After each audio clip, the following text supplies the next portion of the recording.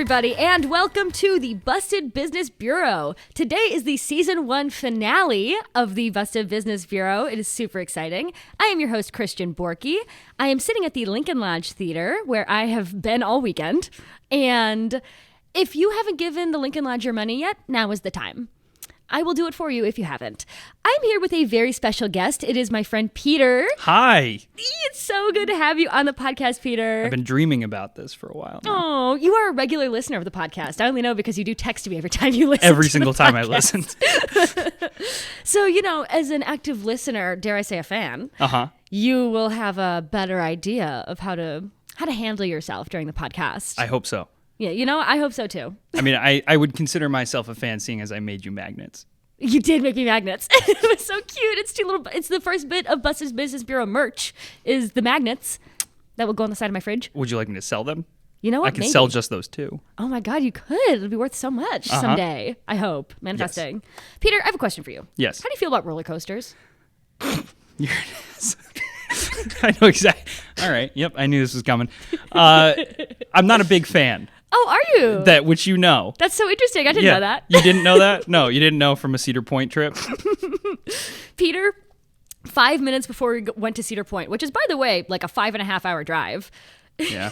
Peter goes, by the way, guys, I don't really like roller coasters. I was just there for the ride. I was just excited to hang out with you guys. Which is so sweet. We went for Halloween Weekends. And if you haven't been to Cedar Point's Halloween Weekends, consider this your fucking wake-up call. Yeah, you really need to. It was so fun. For more than just the roller coasters. Yeah. But you also did do roller coasters. Yes. So what was your experience like on like a thrilling roller coaster that you didn't like? That I didn't like? Mm-hmm. Oh, you mean on the first one? Yes. The blue streak? The blue streak. Yeah, no, I'm just not a huge fan of drops, so I probably looked stone cold sober the whole entire time. Just not happy, but not angry. What is it about the roller coasters that is It's truly the drop. Troublesome. Like physically it is troublesome to you or emotionally? No, not even emotionally. It's just my stomach the whole time. Interesting. Which is why we were fine on the Raptor. Yeah. That was fine. Where Sarah just blacked out. Sorry, Sarah, for putting you on blast. No, but she did black out on the Raptor. Yeah. This is going to be an episode about theme parks. The theme park in question is not Cedar Point, but it is Six Flags. Six Flags. Anyone in particular? All of them? All of them. Okay. It is. I've titled this episode Six Flags, a Chaotic Retrospective. I am so excited to give you the history. There's a lot of drama in the Six Flags history, in the canon cinematic universe of Six Flags. Yes. Damn. So have you ever been to a Six Flags? Yes, when I was little. I think it was a Six Flags. Okay. There's one, I think. There's somewhere in the Northeast. There's one, all right. And they have like a Tasmanian. Don't they have like a whole thing with Looney Tunes? They do. So okay, I remember the Tasmanian Devil ride, and that's it. That's it. You blacked out on the rest of them. Yes, apparently. So the history of Six Flags begins with a man named Angus Gilchrist Wynne Jr. Sickening fucking name. He was born in 1914 and he spends a good chunk of his life in Dallas, Texas. His family comes from money and he is the principal developer of the Dallas suburb Wynwood. Have you ever heard of it? No. I thought I had. It just sounded familiar to me. Mm-hmm. And I think I'd heard of it because it was built around or at the exact same time as Levittown. Oh, okay. And It was a suburb in Dallas with similar goals as Levittown. I didn't have as much time to research if it was a whites-only neighborhood, but it was in Texas in 1946. So most likely, yes. I think we can maybe put those two together. I think it was a whites-only neighborhood. I'll fact check you on that later. I appreciate that. I'm going to tweet about it later. Anyways, his goal was so he's the principal developer of Wynwood. He comes from money. He's the developer of the suburb, is able to get construction materials, dudes on stuff. His goal was to create unique individual homes using easily made factory cookie cutter templates in order to achieve individualist but not too expensive suburban paradise. Is that making sense? Yeah. That is how he spends most of his adult life, is developing this suburb. Our first theme arises here, but not necessarily unique to just Angus Wynne. How can you make something feel unique and special in the cheapest way possible? While he's developing Wynwood, houses, shopping centers, beauty salons, he's like putting his whole bussy into this. So these have like full. He's going like full suburb. It's not just house. No. It's just, or it's the everything.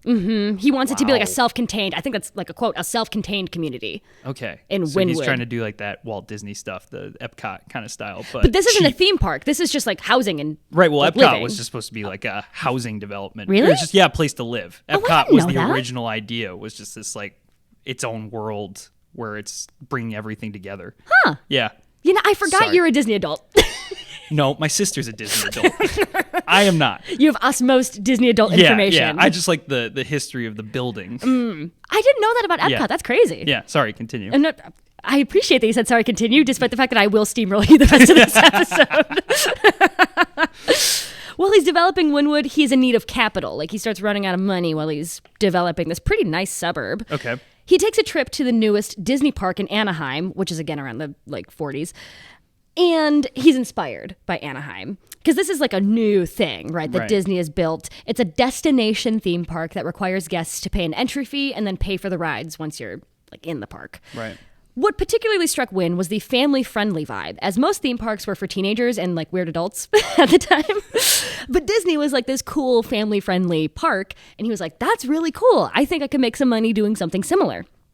Additionally, something Disney's inevitably losing out on is pricing for locals. Because it's a destination theme park, it's already pricing locals out of the thing. So like people come to Disney, like they save up for the trip to go to Disney. Right. You understand? So he gets the idea of what if I did Disney but for locals. He's also from Texas, and there's nothing that Texans love more than Texas. So he's like, I'm going to do this for Texas.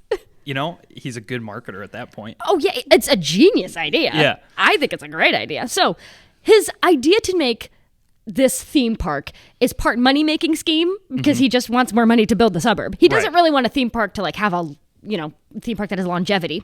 But it's also part an idea on how to bust into the theme park market. Wynne's idea is thus: create a theme park as a money-making venture that caters specifically to Texans. Consequently, he gets some materials together, which he can do because he literally has all these connections from building a fucking suburb. Right. And he creates the idea for Texas under Six Flags. The theme of the park is for all different governments that used to own Texas. That's why it's called Six Flags. Flags. Wow. So it was Spain from 1519 to 1685. France from 1684 to 1690, Spain again from 1690 to 1821, Mexico from 21 to 35, I promise this is going somewhere, the Republic of Texas from 36 to 45, the United States from 1845 to 1861, and then there's a 4-year gap, 1865 to present. What happened during those 4 years of 1861 to 1865? Who was presiding over Texas? This isn't a pop quiz. I'll just tell you immediately. The Confederacy, Yeah. which is the Sixth Flag. That's the Six Flag. Do you want to guess when they took the Six Flag down? Like, throw out a year. Throw out a guess. When did it stop being fashionable to have Confederate flags up? Probably like 3 years ago. Oh my God, it's 2017. Is it 2017? All right. Yep. Sixth Flag. That's not Confederacy. surprising. Which is crazy that they start their history so long ago. Well, 1519 decided no history before then mattered. Yeah. But also decided that the Confederacy was important enough to include as the sixth flag. That's crazy. So that is the Six Flags that are flying over Texas, or Texas is under the Six Flags. Is that a term that like they used outside of before Six Flags? I think Texas under Six Flags was just like a cute name for it. Oh, okay. I think he just Gotcha. like thought of a cute name. So again, it was taken down in 2017 after Charlottesville, of all things, which is weird that was the breaking point Yeah, for that? I feel like there were a lot more many, Yes. in fact, more breaking points before then. But 2017, for whatever reason, it was never meant to be a 50-year-long business. It was meant as a way to supplement cash for the neighborhood of Wynwood. The fact that it has lasted so long has been through duct tape, zip ties, and prayers. So that is where the chaotic retrospective begins. The name quickly changes from Texas under Six Flags to Six Flags over Texas because Angus Wynne's wife very Texasly stated that Texas ain't under nothing. So they changed it to Six Flags over Texas, which still does have the implication that Yes. Texas is under it. Yeah, right. And they're flags. And Under, it's just flags. I love Texas. Every Texan I know has that fragility. It's I'm sorry if exactly you like lose any. My Texan If you followers. lose any followers in Not Texas. my Texan followers. One key difference in Six Flags over Texas and compared to Disney is the admission tickets. Mm-hmm. Whereas Disney tickets were about $1 whatever to get in and then however much to pay for the rides, Six Flag tickets were $275 that covered everything. So when you went okay. in, all the rides were free. Right. I don't believe if they had food, which I don't know why I didn't write it down, but I believe you paid for food, not rides. So that is fundamentally where we start as a different business model than Disney. So it's not like it's an inexpensive ticket, right? Because it's $275. That's like 1950. I'm sorry, it's 1961. It's not a lot. It's not a lot, but locals can afford it for like a fun day trip to go on some free rides. By 1967, the company was so successful that they would build Six Flags over Georgia, and after that, Six Flags St. Louis. The flags are not over St. Louis. Don't you dare fucking say they are. Wait a minute. So are they themed to the states or to the, like, it's just general? So the Six Flags, you know what? That's actually a really good question. The Six Flags like logo is the same when they build it. And these are, importantly, the only 3 parks that they build. Okay. Is Six Flags over Texas, Six Flags over Georgia, and Six Flags St. Louis. The flags do not correspond to the state. It's not like the 6 governments they used But to like the St. theme Louis. of the park doesn't change either, right? Are they pretty cookie cutter to them? You know what? That is a great question. And I don't know the answer as it relates to Six Flags Georgia and St. Louis, but I do know the answer related to everything else. Okay. And everything else generally kind of. Okay. But because they acquire parks, they just sort of like build around what's there. Right, and just make it work. And so it's not going to look the exact same Six Flags to Six Flags. Right. Because you like literally can't have the same attractions, roller coasters, whatever. Yeah. So there's that. Right. I don't believe, though, from what I know about the rides, I don't think they build the exact same park. Right. Because all the rides are different at the parks, which is so crazy and so genius of them. I love that for them. What is notable about the expansions is that Six Flags stops building new parks after St. Louis.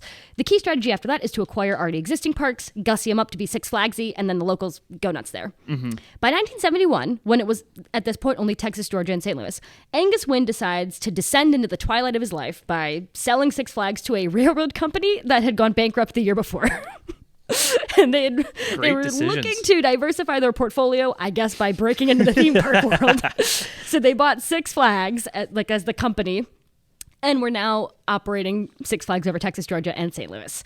Their strategy over time becomes that of building new thrilling rides explicitly for thrill seekers. This is where they really diverge from Disney, because whereas they were, Disney was in for the family rides, they start going for thrill rides, which is more and more appealing to more adults as the technology develops to be able to build new roller coasters. Right. And you had stuff like Cedar Fair and eventually Kings Island competing with Six Flags. Gotcha. Of like building new thrilling roller coasters or whatever. As someone who has only ever been to Cedar Point, it's like, I don't care. Yeah, you're a stand for Cedar Point. I have never been to a Six Flags. Let me start Oh, okay. there. You haven't. Yeah. I only know generally was existing in the media around the early 2000s of Six Flags, which we'll talk about. But I was like, that commercial. Six Flags? Tell me about the commercial with the geriatric old man who was like super happy and dancing. Yeah. Yes. Mr. Six was his name. Was that his name? Yes. Sorry to skip ahead to page 45, but No, I have nothing in there about Mr. Six, but okay. I did watch many Mr. Six commercials. I guess to just get in the mood. You should have put that on the car. Oh, damn it. Well, next time. Next time. I'll put on some themed music for you. The park enters an era of financial constraint as a result of the rapid expansion and roller coaster building, because they're going for such pie-in-the-sky roller coaster designs that were at the time pretty innovative. Right. They're quite expensive. And Six Flags is not a very expensive park to gain admission to. So they start hitting a little bit of a financial constraint under this railroad company that had gone bankrupt the year before. I wonder why. It puzzles the listener, I assume. I can imagine. To think about why that might have happened. In 1976, John Allen, doesn't matter who this guy is, I just wanted to include this. He was a roller coaster designer. He designed the Screamin' Eagle, and it would be his final coaster. Allen's design philosophy was that roller coasters were as theatrically contrived as a Broadway play. And he once said, "You don't need a degree in engineering to design roller coasters. You need a degree in psychology." Oh, say it. I've heard an engineer say that about a bridge, and I think that bridge fell. So I'm just saying, when you say that. So let me move on to the next paragraph. Unfortunately, you do need a degree in engineering, as on September 18th, 1976, 19 people suffered injuries on the Screamin' Eagle. Yeah. Because the train collided into another car. Oh my, what? Like the brakes weren't set up right or whatever, so the train coming into the station just like bashed into the one that was already at the station. And so 16 people were treated at the park for like injuries, and the other 3 went to the hospital. which to me is so fucking funny. They all lived. They've had that multiple times, haven't they? Had issues with a bunch of roller coasters? There's an entire Wikipedia page called Incidents at Six Flags that I encourage you to peruse. Many will appear here in this episode, but it's quite the document. I bet there isn't one of those for Cedar Point. You know what? I bet there is, actually. You think so? I feel like Cedar Point's been around long enough, and like the thing with the dragster Valkyrie, happened. yeah. Oh yeah, the Valkyrie thing happened. That's fair. Yes, I feel like things just sort of happen. I was trying to plug them for you. I'm sorry. Well, I love Cedar Point. Yeah, I know. I think my goal in this episode was not to prove that Six Flags is like a dangerous place, because theme parks are just simply dangerous. Right. So I don't want to spend time like, behooving the point of like, oh, people got injured on a roller coaster. We will talk about it, but it's not like the thing that makes Six Flags chaotic and weird. Gotcha. Because all places that do roller coasters kind of have that vibe. In 1979, Angus Wynne dies. Angus Gilchrist Wynne dies. Gilchrist. He started this park in, 1964, and he dies in 79. So, like, he was kind of old. He was born in 1914. He was kind of old when he was taking this. He also got to see it for a while, it seems like. Yeah, he did. But he also sold it in 71, so whatever. So he dies. Six Flags buys Magic Mountain in Southern California. The park is still struggling to turn a profit, but Six Flags calls in Randall Duell to work on redesigning the park to make it more profitable. The park ends up working a circular route into its design layout, which helps dramatically alleviate dead ends and get people moving past shops and restaurants to spend money. So I guess before they weren't doing that and not considering that when they were acquiring new parks, not making it into a circle. So isn't that interesting? That is very interesting. Yeah. I like that. How are you doing so far? Good. How are you? I'm doing the same as I always do. I was thinking circular-wise, not to go back to Cedar Point, Please but do. that's like when you made me run around for the that drink that you needed. Yeah, they had these drinks. IV. Yeah, they had these drinks in these little IV bags, and it was like a blood bag, and it was basically juice, but it was supposed to be alcohol.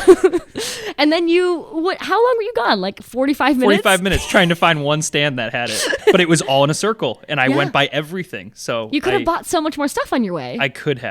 You could have bought so much more stuff and then come back to watch the Ghouling Piano sing Mr. Cellophane. Anyway, moving on. All right. 1984, the Six Flags of Middle America modified their train ride to become Railblazer, which I think is really cute. Yeah. A few months after his opening, a woman is killed on Railblazer. Oh. I wanted to tell you this because I think it's crazy. In early stand-up coasters history, there was no seat that like went under you to scoop you. So when you were standing on a roller coaster, you just had like a... Was it like a harness? Like a seatbelt, basically, harness. Yeah, like it was not... It was like a... I don't know how to describe it other than seatbelt. Yeah. It wasn't like a hard harness. Right. It was right. like a... It was like the cloth ones, or not cloth, but like... Yeah, you get what I'm talking about? Yes. Neither one of us have the word for it. That's okay. We'll just picture it. I think everyone at home is picturing it. So that was the only thing that was keeping you affixed to the ride. So if you lost your footing, you could really hurt your shoulder, or in this woman's case, break your neck on the like... Oh, on the actual harness itself. On the harness itself, yeah, because you like slipped and fell. Wow. And it's like attached to the seat, but you're not, so you like fall. So that's how she died on the Railblazer. Railblazer was returned to a sit-down mine train for the beginning of the next season, and people learned that stand-up coasters, in fact, needed a seat. Yeah. Because you need somewhere to go if you like fall or whatever. Yeah. Right. I thought that was a fascinating history on stand-up roller coasters.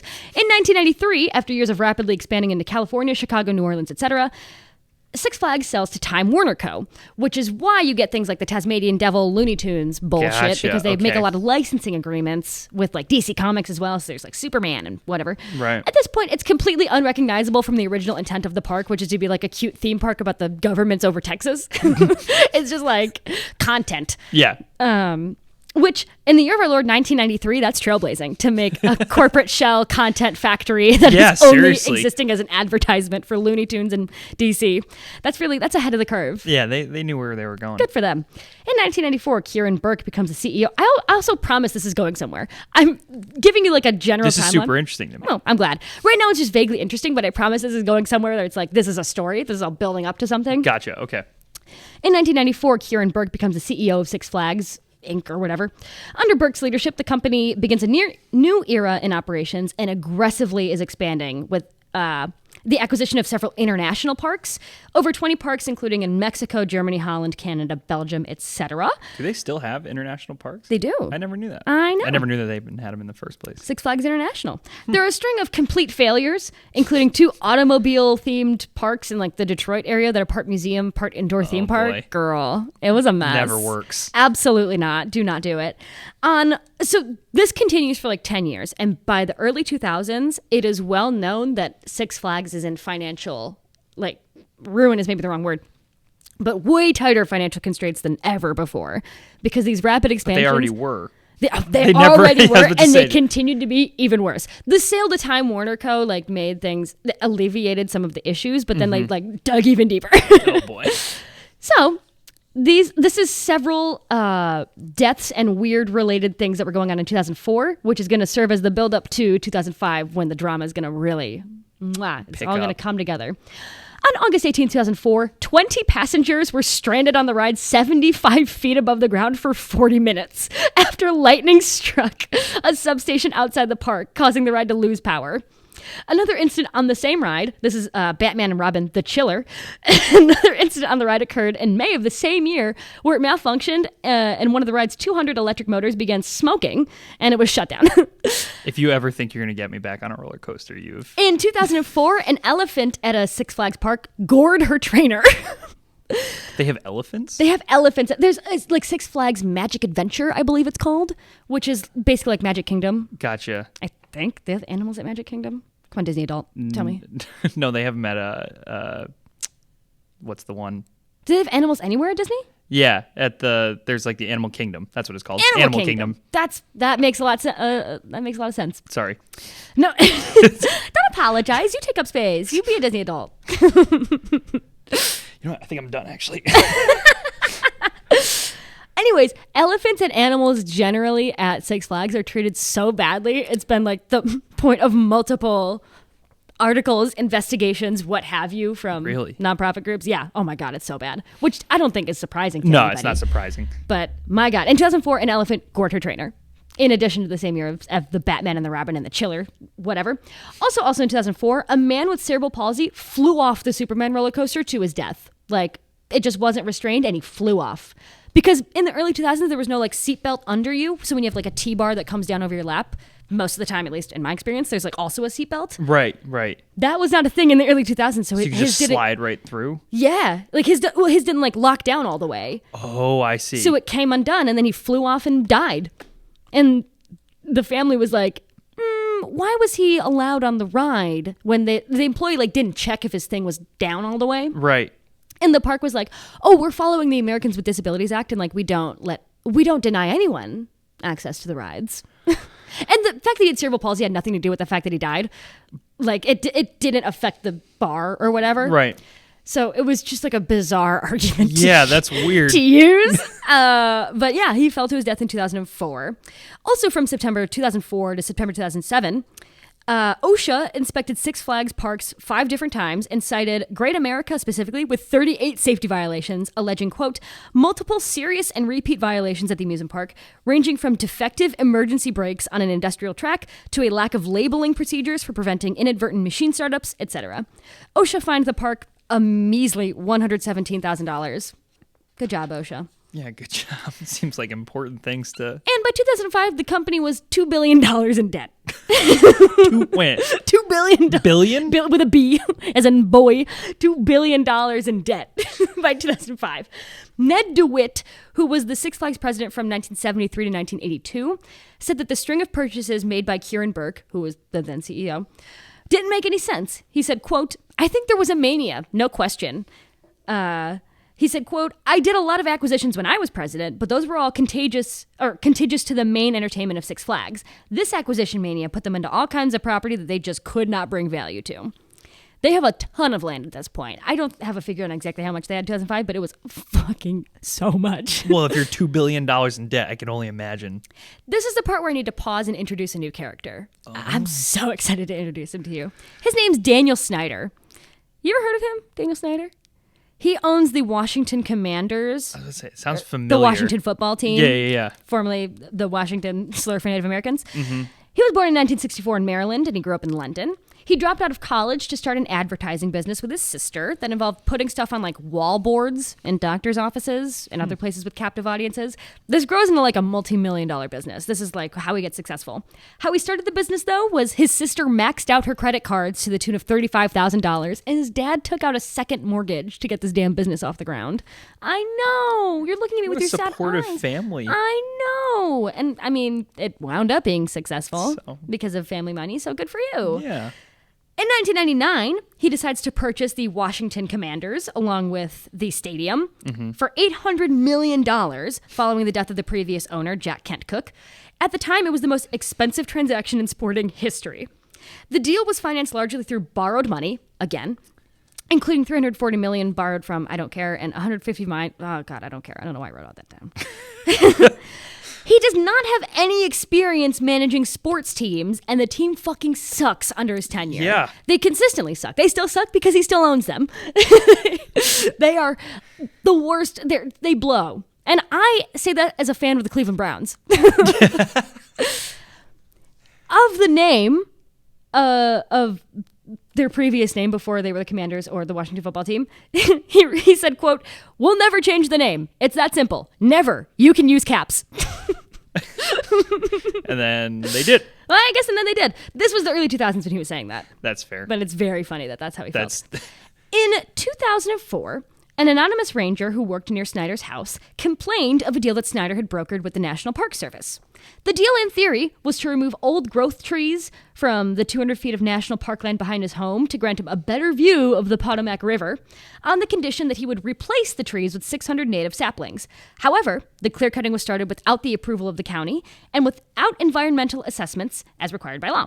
As a result, he was fined. Do you want to guess how much he was fined by breaking this deal with the National Park Service? It was probably like a slap on the wrist for him. It was like $100, like $1,000. You got it exactly. It was $100. $100. I'm angry that I got it right. You got it so right the first time. This guy he's quite literally a billionaire now, and he was fined $100. Ooh, that'll get him. Yeah, that'll be tough.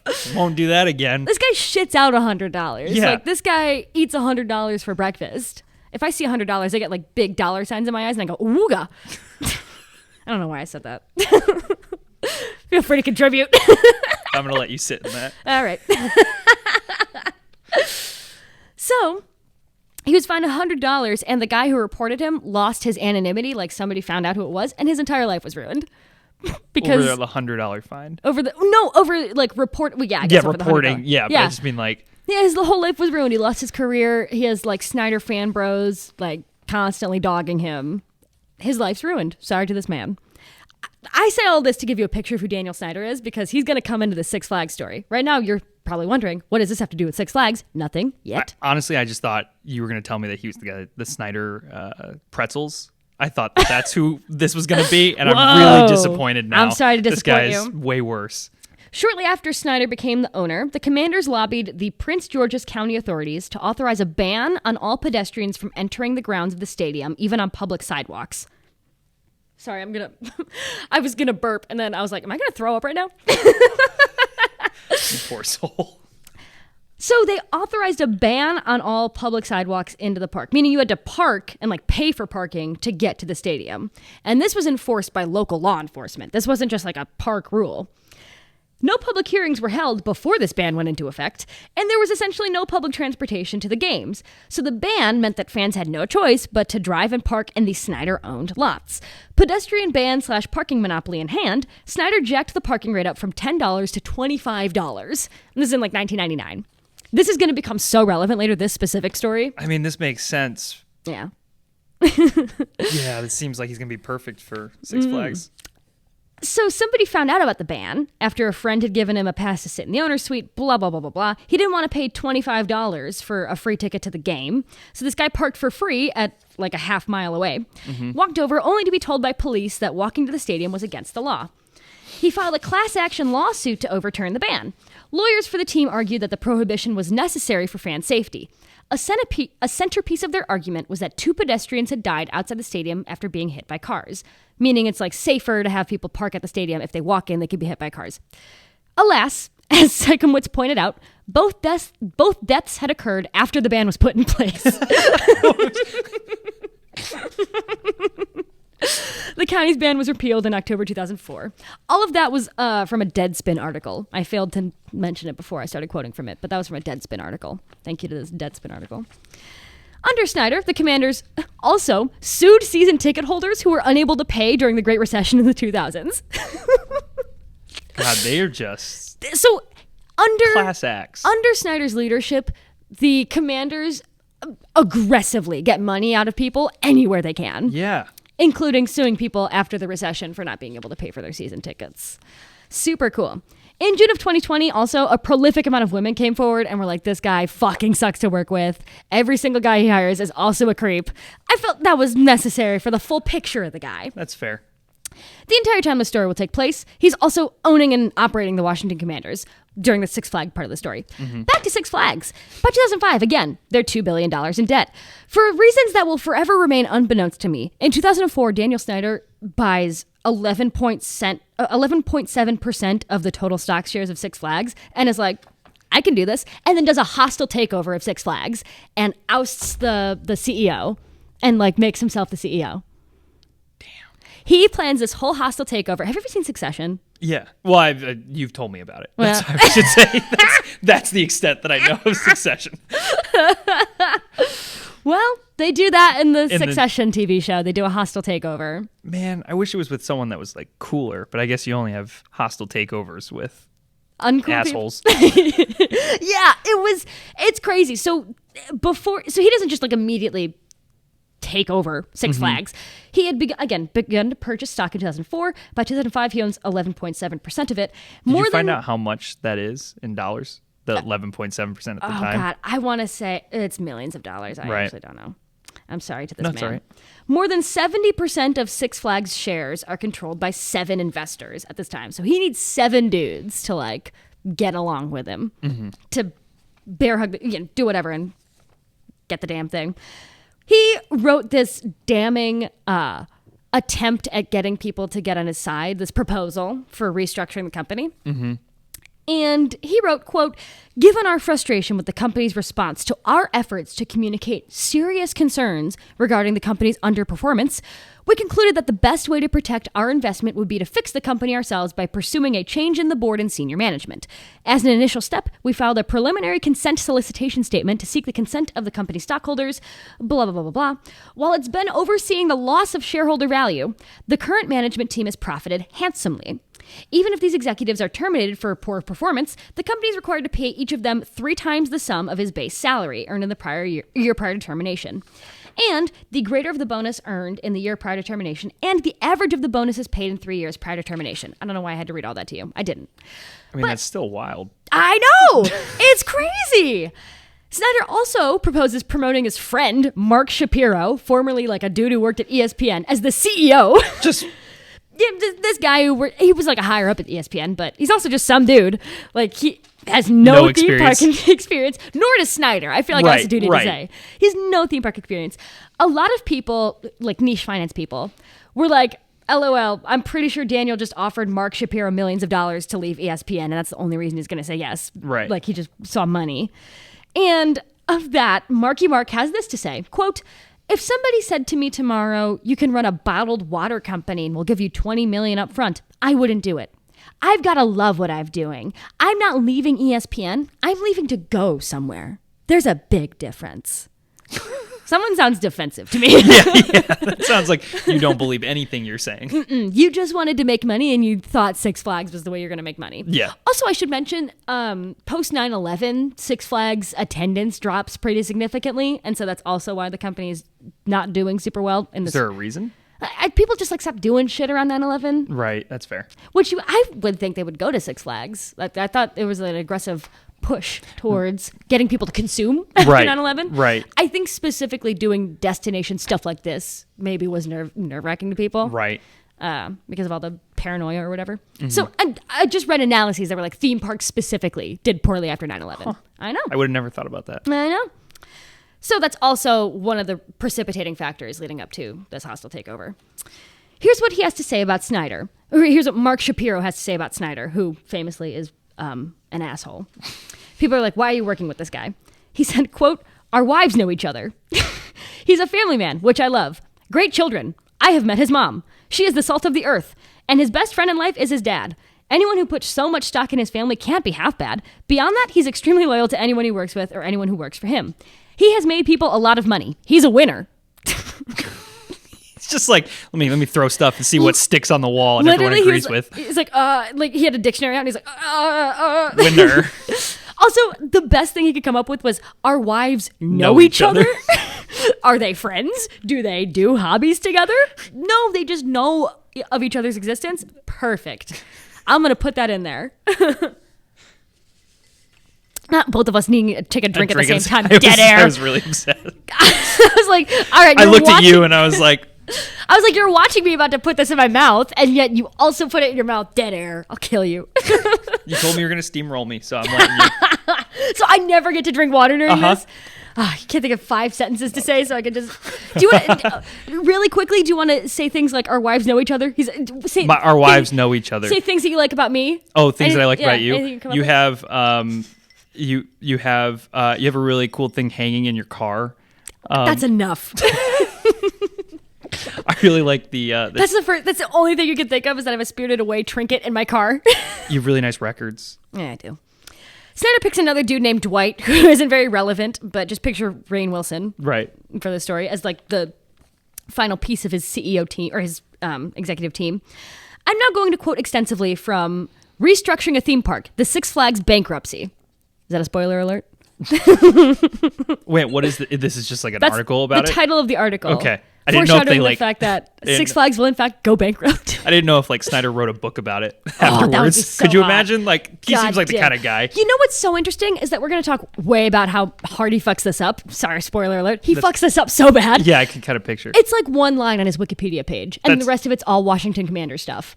And it's like, the fact that this is just a blip on his record is so, it really speaks to like, I don't know, how rich dudes can just do whatever. Yeah, 100%. So from Restructuring a Theme Park, the Six Flags Bankruptcy, quote, he stated that the company had recorded negative earnings from 2000 to 2005 that had responded poorly by citing weather as a source of decreasing crowds. Which, if that's true, that's so fucking funny. I'm sorry, the weather is just really bad. According to Snyder, Cedar Fair guests spent an average of $550 more per visit than the typical Six Flag guest. He speculated that if Six Flags could accomplish the same, the company would generate $200 million in incremental revenue and approximately $1 billion in shareholder revenue. He argued that outsourcing was necessary and that selling the rights to the park's key food items would allow name brand consumers, food companies, to benefit from the strategic relationship. I.e., instead of having like the Six Flags hot dog, having like a Chick-fil-A stand. Right. Or like a McDonald's at your park. Yeah. Which cheapens the theme part of the theme park. Or I guess makes the theme part of the theme park weaker, but it does make it way less money to do that. Right. If you're gonna have like a McDonald's at your damn theme park. So that's one of his main ideas. By engaging in sponsorship partnerships, Six Flags could collect fees from third parties in exchange for providing lucrative marketing opportunities within the parks, i.e. like the Looney Tunes bullshit. Similarly, park merchandise can benefit from co-branding as well. Snyder envisioned co-branding opportunities that would include action, sports, video games, music, movies, more. He had a lot of big related ideas. To Six Flags? I guess related to Six Flags, like yeah. you could ride a roller coaster digitally? You know what? I do that in Rollercoaster Tycoon 3. That's very fun. I know. Yeah, well, Rollercoaster Tycoon, I guess that would have been a good idea. That would have been a dope idea. Oh my God. We if could it have was done like it. Six See? Flags' Rollercoaster Tycoon. Yeah. Holy shit. That would have been awesome. Oh, yeah. Then they would have still been around. Yeah. Or actually, I don't know. Maybe they are still around. Do you still play? Do I still play Rollercoaster Tycoon? Yeah. Absolutely, I do. Course. There are expansion packs that... I won't get into it. There's expansion packs that people make online where... I'm sorry, you just said you're not going to go yeah, into but it. I'm gonna. Okay, go ahead. Where like you can build your own park based on like what they've uploaded online or whatever. So okay. it's like not in the game. Somebody uploaded it and then you could like put it into your game. It's really cool. I know a lot about Rollercoaster Tycoon 3. Quote, highlighting Dwight Schar's real estate expertise, the shareholder proposal stated that excess acreage owned by Six Flags could be rezoned, revalued, and sold to third parties to help reduce the company's massive debt. Yeah. Snyder closed the proposal by requesting shareholder support and stating that his team was unable to block a sale of the company since they were a minority on the board. But as majority owners, they would have a vote in favor of any transaction that would offer the highest value to shareholders. So you can read the entire document of their proposal online, but I was reading like a summary of it because goddamn, it's a lengthy and dry document. Staying true to his reputation for boosting the bottom line by aggressively raising prices on incremental revenue streams, Snyder planned to increase parking fees. Is this familiar? Wow, this is... He also intended to create tiered pricing package deals, developing a loyalty program, and eliminating any unnecessary discounts. And at the time, the park had a heinous amount of discounts that you could get like $5 for your admission ticket if you had like a McDonald's coupon. Oh, okay. It was like I was about to ask, what is an unnecessary discount? It was just like they were so desperate for attendance numbers that they were willing to do anything to get you like a discount to get your ass in there. Yeah. Mm-hmm. Six Flags has a response to this statement, obviously, like this consent solicitation, saying that Snyder has no previous theme park experience. Valid. And they alluded to the fact that the demographics of loyal football fans and picky theme park goers are very different. And so the way he's very successful, one could call it, on the Washington Commanders at creating an insane amount of revenue. Right. Because he creates things like a loyalty program. He does things like charge you at any single moment you enter the goddamn stadium. Yeah. And yeah, so they were like, if you do that to a picky theme park goer, that might go a little differently. It might be a little less welcome. Yeah. Than that of a loyal fan of a football team. Additionally, his proposal was to cater to mostly families. That's really what he wanted to do, was, make it like a family-friendly Disney-y park, which would alienate their key demographic of teenagers. Because if there's anything that teenagers love, it's going to fuck around at Six Flags. Yeah, right. It's not as much of a... You don't want to go and fuck around near like the Fairly Odd Parents ride. You don't want to go smoke your first weed joint near the SpongeBob. The Tasmanian Devil Ride. The Tasmanian Devil Ride. Yeah, that's no place for you to discover drugs at the Six Flags park. Or that's no place for you to do your damn physics homework at the... That's what I had to do at Cedar Point. I had to do physics homework there. It was so lame and annoying. All right, I'll stop talking about being a teenager. That at some point. Whatever. It was a fun trip, nonetheless. As you may be able to imagine, pivoting to more expensive tickets with families and less thrilling rides being added year over year would drive away the teenagers. I wouldn't go if I was a teenager. No. Ultimately, Snyder had so much momentum that he wound up with 55% of the votes. Six Flags contacted an independent corporate voting company to come in and verify the result. Mm-hmm. And they came back and they're like, actually, it was more than that. Man. So Snyder got put right the hell in charge, baby. He did this consent solicitation by the end of 2005. He is in charge. Is this the first time he did this? The first time he did this, like hostile takeover of a company? Yeah, it is.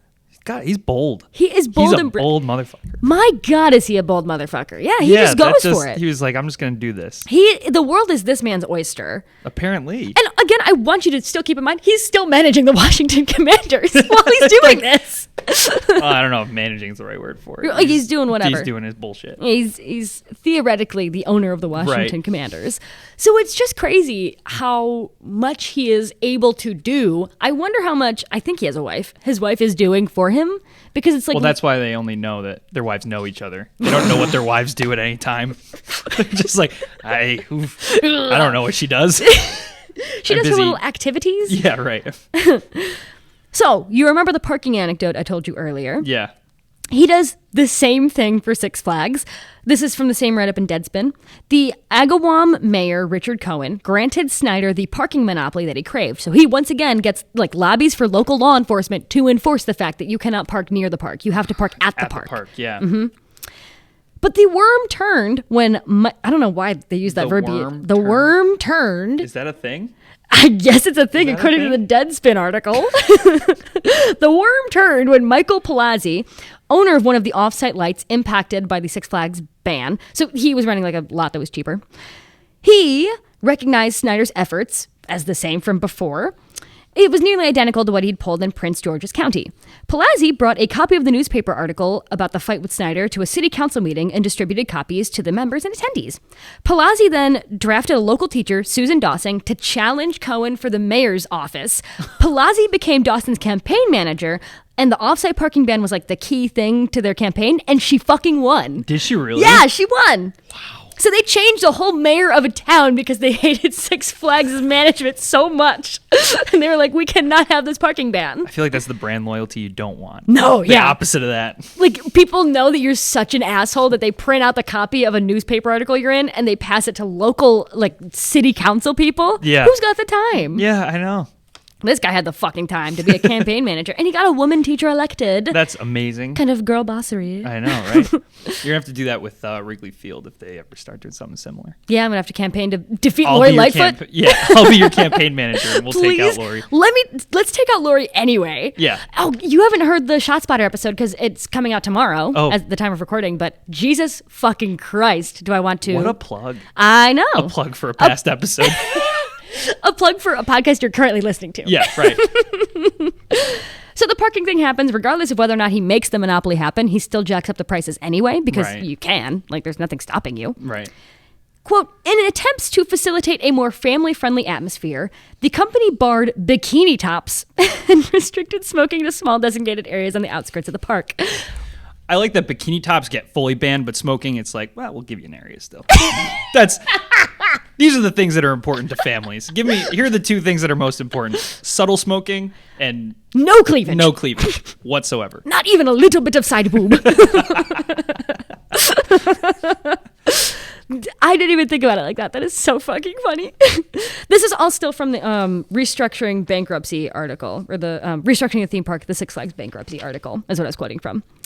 Average guest spending grew 13% to about $39 per guest in the first quarter.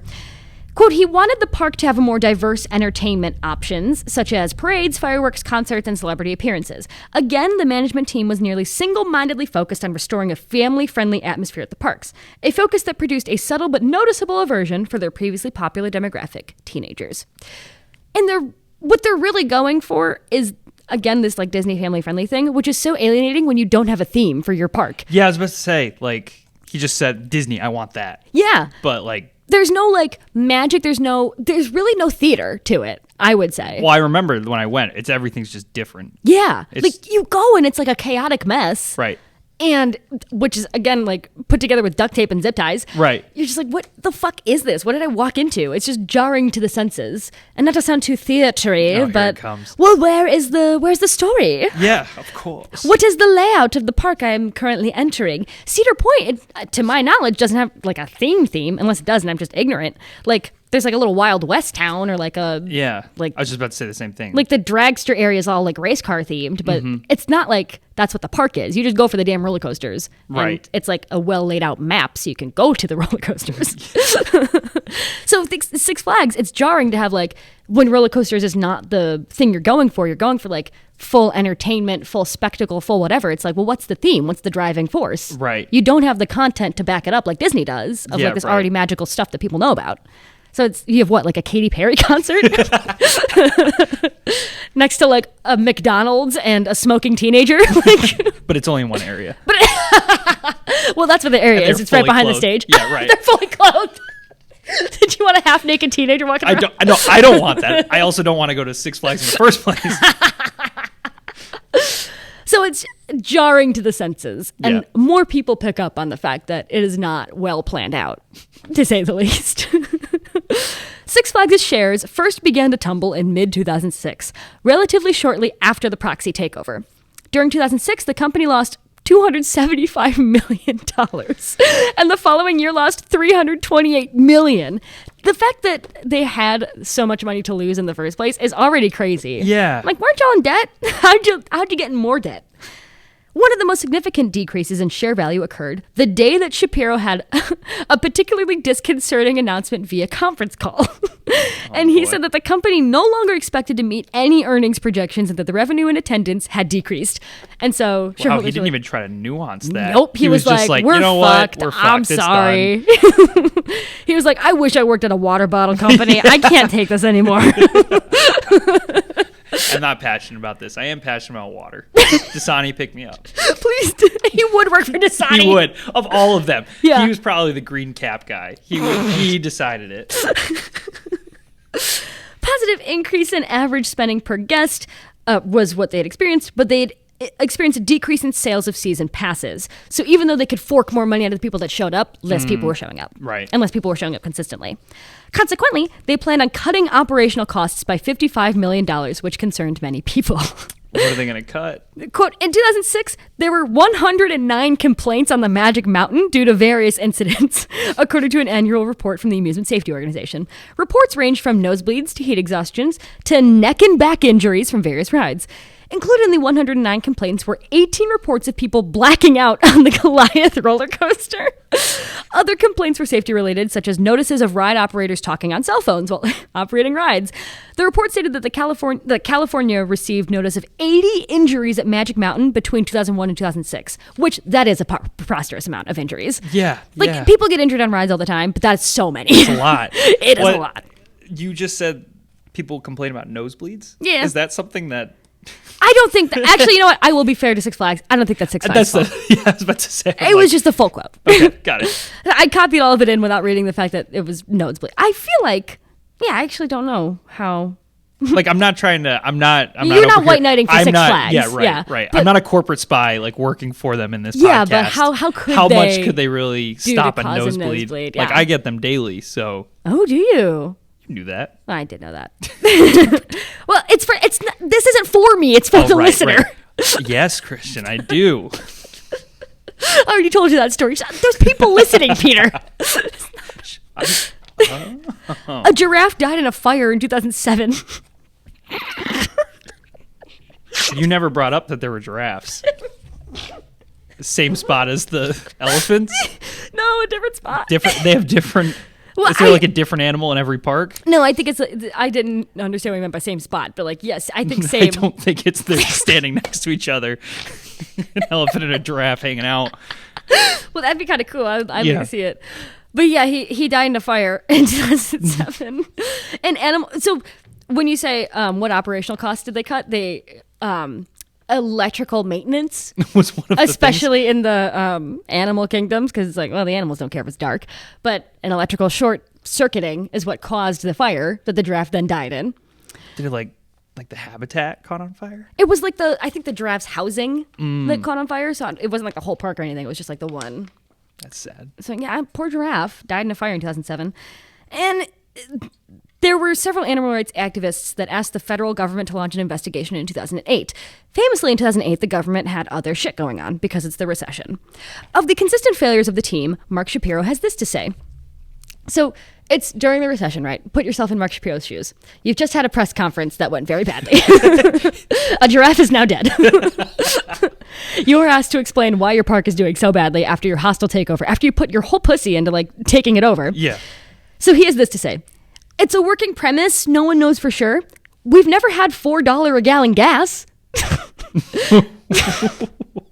It's obviously not the economic environment I would have chosen. So he blames the recession and I guess $4 a gallon gas as the reason why Six Flags is not doing so well under the Snyder takeover. How you doing? Let me check in again. How we doing? Yeah, I just keep thinking, I just clicked when you said the giraffe that they're just Barnum and Bailey. Yeah. P.T. Barnum and Bailey. It's just like a mess of seeing what sticks. Thanks for ending the sentence right as I was drinking it. I'm sorry. I thought you had more to say. Okay, not the Hugh Jackman P.T. Barnum. You know, like a shitty version. The real life P.T. Barnum. That was funny. And had you said that 5 seconds earlier, I would have been like, wow, that was so great. And then I got to finish my water and then laugh at the joke. But now the listener will have to laugh alone, and I will not be laughing with them. Wouldn't you prefer that? Whoa. Well, I laugh at my own jokes. I think I'm the funniest person in the world. So I'm like, I will laugh with you. I'll make sure you know it's funny. Here's a strange thing about the business model of Six Flags. It is reliant on a weird mix of discretionary spending from crowds while also but benefiting from major economic downturns to disincentivize people from vacationing elsewhere. By this, I mean, there are also plenty of studies that say theme parks do well when in times of bad money for many people. Specifically regional theme parks, because less people spend time like saving up to go all the way to Disney. Instead, people opt into like a Six Flags trip. Right. So that way, when there is an economic recession, theoretically, regional theme parks like Six Flags should thrive. However, at the same time, because a lot of the revenue model is based on people spending money after they get into the park, right, which people are less likely to do when it's an economic recession. I was just possessed briefly. So it is a weird tenuous mix that once people start coming to your park, they stop spending money at your park. Right. So that blows. So again, 2008 is not going great for the fellas.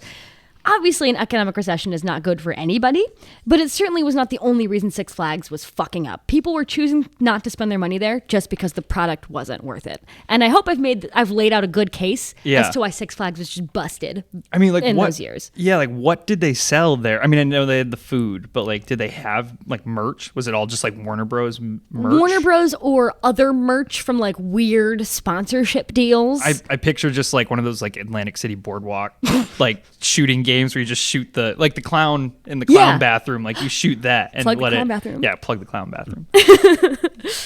Yeah, it is weird shit like that and stuff that is disjointed, bizarre, Just whatever they can find. Whatever they can find. Yeah, anyone who's willing to say yes to put their damn thing up at the Six Flags, yes.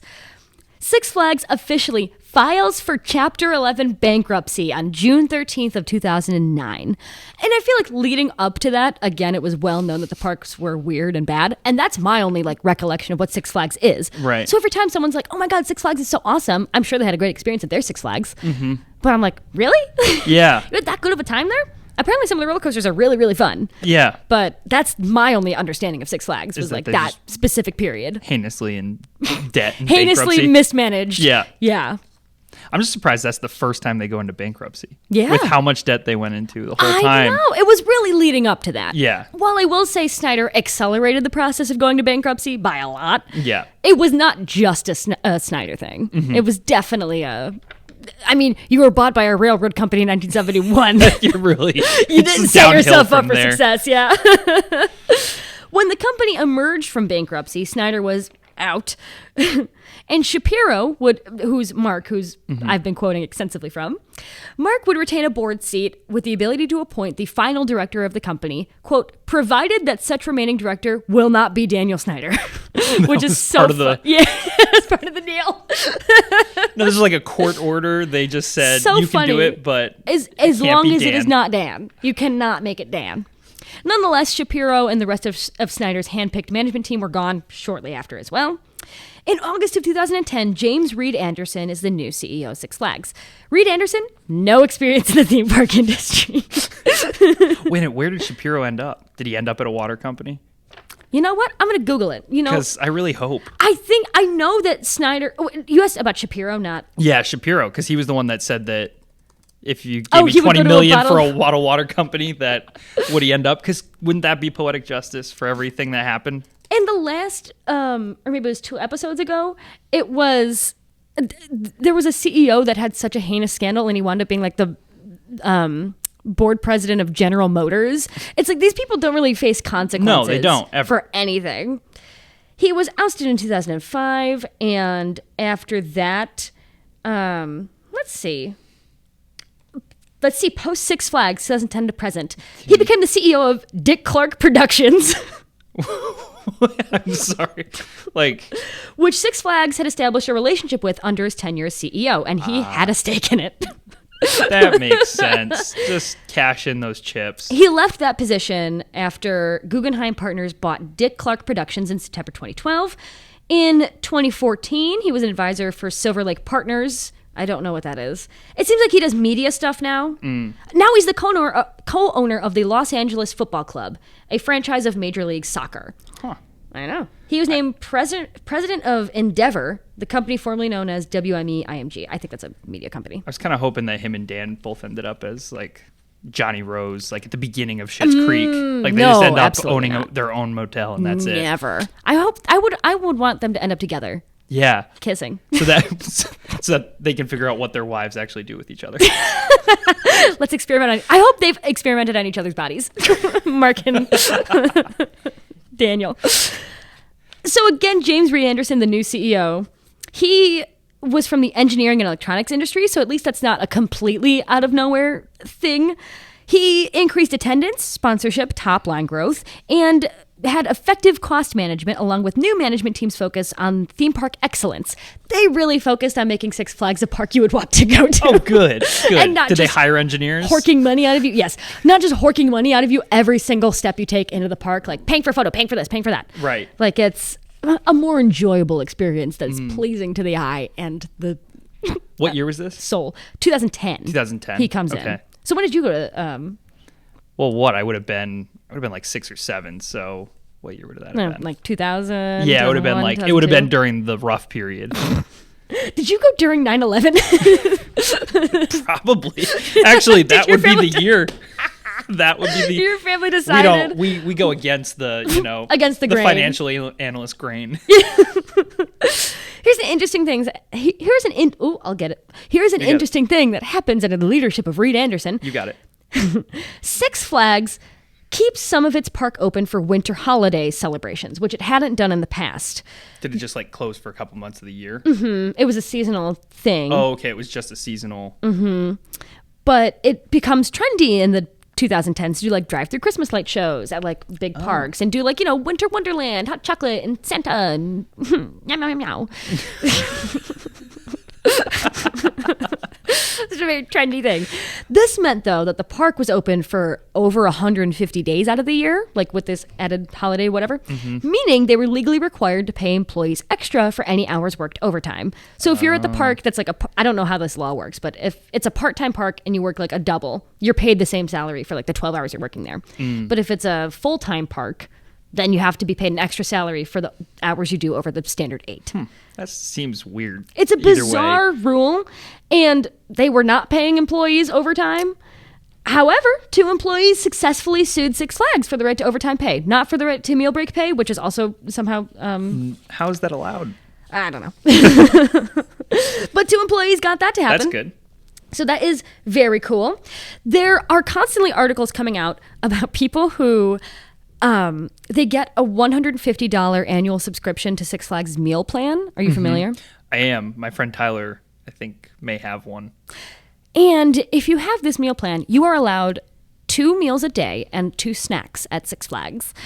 Meaning, if you live near Six Flags, it is cost effective for you to get this $150 subscription and eat all of your meals at Six Flags. Oh, wow. Which there are several articles of people doing, which are just tragedies to me because... they mention like a significant weight gain for the people who have to do this to like save money because you're eating like theme park food. It's not healthy. Right. And to me, it is very tragic. I wanted to mention that because I thought that was funny. Well, not funny, but not haha funny, but funny. Interesting. Yeah. Funny, interesting. Interesting. We are getting towards the COVID-19 pandemic, but before we get there, we are going to take one final gasp of air. Six Flags is doing well. It's doing better post 2010. Okay. It is on its way up. And I want to quote from the final death rattle. It's their 2018-2019 annual report, which after that, it was a lot less optimistic. Over the last 5 years, this is all a quote from Jim Reed Anderson in the annual report. Over the last 5 years, we have generated an annualized tool stockholder return of 13.8% compared to 8.5% from the S&P 500. Last year, we turned $378 million to stockholders in the form of stock repurchases and dividends, and increased our dividend to an annual run rate of 3.28 per share. With our stock trade record of growth and a yield nearly triple that of the S&P 500, we are truly the ultimate growth and yield stock. These remarkable results have been the direct result of everything our dedicated and talented Six Flag team does to deliver exceptional performance for a guest. I am extremely confident about our strategy and future growth potential, and spirits are high as we remain focused on our long-term goals and pursue the best possible returns for our shareholders. Thank you for your continued trust and support. Cue like Morgan Freeman going, and shares were not high. Yeah, this is top 5 things spoken before death. Yeah, right. Yikes. I read this and I was like, aw. Aw, that poor guy. Ah, jeez. So Jim Reed Anderson is no longer the CEO. Yeah.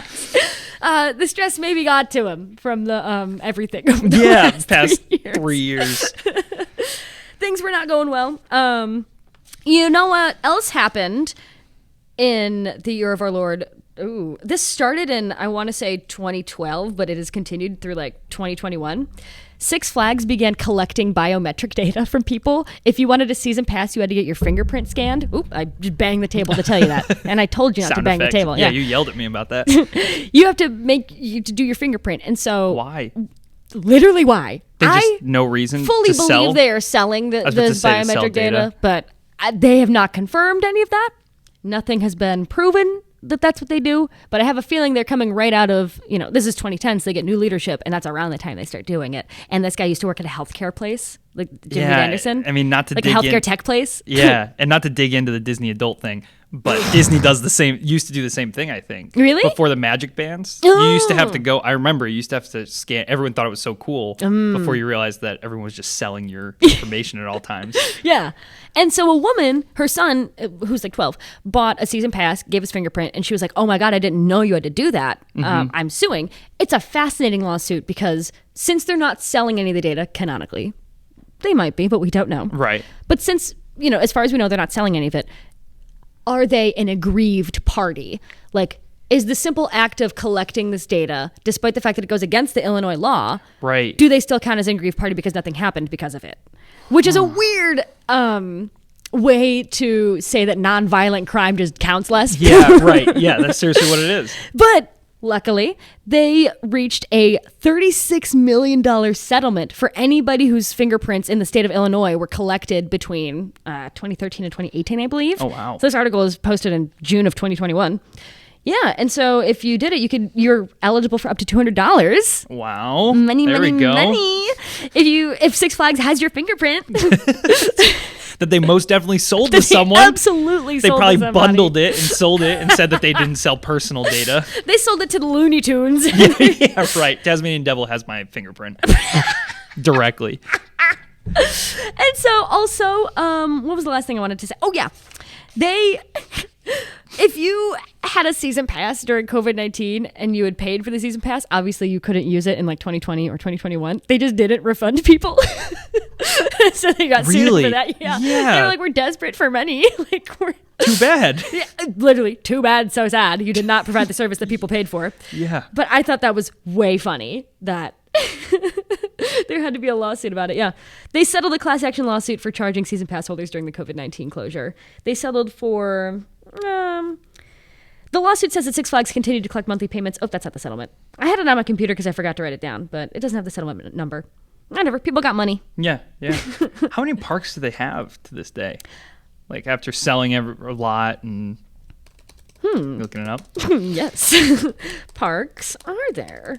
Let's see. Because did they have to sell some with the bankruptcy? Yes. Yeah. So Six Flags Entertainment Corporation is the world's largest regional theme park company with $1.5 billion in revenue and 27 parks across United States, Mexico, and Canada. That is according to investors.sixflags.com. I know. Currently, their stock shares are at $44.11, which is down 2.35%. That's not bad, though. No.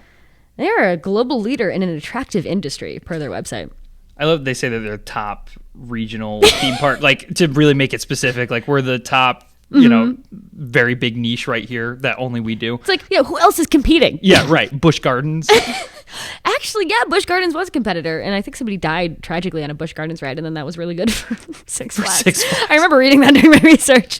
Tragedy can... If you want to go to a Six Flags and you live in Chicago, you want to check out Hurricane Harbor, Rockford, or the Six Flags Great America and Hurricane Harbor in Chicago. That's where you're going to want to go. What's the one in the Northeast? In the Northeast, kind of towards Six Flags, New England, Massachusetts. That's where it is. Okay, I was trying to remember where, because I was like, can't be in Rhode Island because it would be the size of the state. It literally would be. So that's Six Flags, Peter. How you feeling? Never going on a roller coaster again. No, come I'm on. messing with you. Okay. Whew. Yeah, you'd be scared for next year. How else are you feeling? This is the season finale, man. Yeah, I know. I feel for Dan. Dan Snyder, he's gone through a lot. Poor guy. Yeah, no, that is definitely the correct takeaway. Yeah, that's what you told me beforehand. We're going to feel bad for Dan. Yeah, so I definitely feel bad for him in this story. There's really some of the takeaways I get from this is that this was never meant to be not that any business is necessarily for the love of the game, right? But there's not a single person involved at any point in this history that's like, I just want a theme park because I like fun. Yeah. It's always like, I would like to make money. Well, please. it was like, it was created just temporary, and they just kept keeping it temporary. Yeah, that is definitely the legacy of Six Flags, despite that it's a global behemoth, I would call it. It has such a liminal feeling, which is such an accomplishment. It is so brave. And that was in the bones from the start. It's fun to talk about the history because it's like, why is it like this? And you could see many reasons why it is in fact like this today. I'm sorry, I interrupted you. No, I was just going to say, you didn't mention what was his name? Sixer or whatever his name was? The dancing. Oh, Mr. Six. Mr. Six, that's what it was. Uh-huh. Was there anything you found about him? Because that's the only memory I have outside. So there's two memories of Six Flags, Tasmanian Devil Ride and Mr. Six. Mr. Six. He did that dance in those commercials to that really popular song. I think it was called like Walk Like That, or it wasn't Crank That. You would recognize it if you heard the weird pop early 2000s noise. Of course. That the song was. There was nothing particular about Mr. Six. I just thought it was funny because the article I was reading described him as like the geriatric mascot. And I was like, what? Because it was like a guy in like an old bald cap who like gets off the bus all like old and decrepit. And then he like starts dancing. Starts dancing around. Yeah. I remember that. Yeah, no, there was nothing specific about it. It was just like that was burned into my brain because I was like, holy shit, this unlocked something in me. Yeah, right. Level unlocked. So, yeah, that's what I find interesting about Six Flags. Yeah. It has been around for more than, 1961. So it's been around for more than 50 years. Yeah, I guess it's weird too because people around our age would have the memory of it on the up and up. Mm-hmm. Whereas I don't know how I have the memory of it being a total hellscape. Maybe just because it's a theme park. Honestly, maybe, yeah. Wait, so you reflect positively on your Tasmanian Devil experience, or you reflect with neutral, horror? But like knew that it was a mess, like one of those kind of things. Yeah, I see. That was always my idea of Six Flags, and so it was fun. It was, you know what's fun? Confirmation bias. Yes, 100%. And you know what's even more fun is following this podcast on social media. I agree. Yeah, at Busted Biz Bureau. You can follow it anywhere. Do you want anything you want to plug before the end of this? Yeah, if you want to buy my magnets, I have 2 for sale right now. I'll make more. Yeah. Maybe. All right. Well, that's great. That's all I got going on. You know, what a delight it was to have you on this. It was so good to finally get on. Season finale. Yeah. I will be going on a hiatus if you're listening to this for, I don't know, a couple weeks because this is hard to make. I got to do some research. Take a break. Yeah, I got to take a breaky. And then I'll be back. And I look forward to seeing all of you again. In the meantime, you better donate your goddamn money to Lincoln Lodge. Agreed. Because I spent my entire fucking weekend here for the dudes on Cumtown. So you better, I had to work so late. So you better donate all your money here. And then we can do more cool stuff. And follow Busted Biz Bureau. Yeah, I want more episodes, so you guys better put the work in. Yeah. For me. Yeah. I want to make more episodes, so we'll make it happen. All right. Goodbye, everybody. This has been the season finale of the Busted Business Bureau. If you haven't listened to all the episodes, go back and listen to all of them. And follow the Instagram for more content, or the Twitter. I don't give a shit. All right. Bye-bye. Bye.